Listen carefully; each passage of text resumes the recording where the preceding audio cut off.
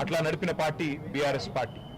అదేవిధంగా గత 2.5 సంవత్సరాలుగా ఈ దుర్మార్గ అరాచక పాలనకు వ్యతిరేకంగా తెలంగాణలోని కోట్లాది మంది అణగారిన వర్గాల తరపున, అణగారిన ప్రజల తరపున ఇవాళ వారి గొంతుకై నిలుస్తున్నది బీఆర్ఎస్ పార్టీ.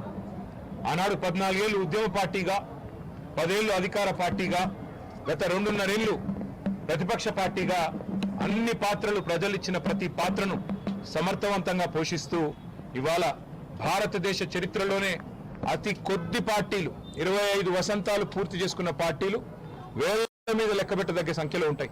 ఆ కోవన చేరింది బీఆర్ఎస్ పార్టీ కేసీఆర్ గారి నాయకత్వంలో. మళ్ళీ ఒకసారి ఈరోజు పునరంకితం అవుతున్నాం.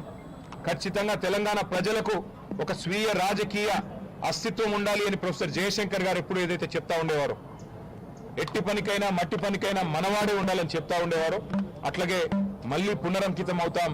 తెలంగాణను కాపాడడానికి, తెలంగాణలోని ఈ అరాచక కాంగ్రెస్ బీజేపీల నుండి తెలంగాణను మళ్ళీ ఒకసారి పట్టాలు ఎక్కించడానికి కేసీఆర్ గారి నాయకత్వంలో అందరం సమిష్టిగా ఐక్యంగా పోరాటం చేస్తాం.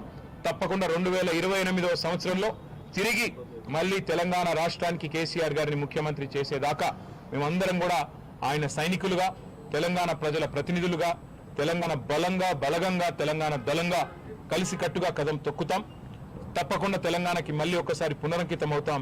ఈ పవిత్ర రోజున, పార్టీ ఆవిర్భవించిన ఈ పవిత్ర రోజున, 25 వసంతాలు పూర్తి చేసుకున్న ఈ రోజున తప్పకుండా మాకు మరింత ఉత్సాహం, మరింత ఉత్తేజం ఇవ్వడానికి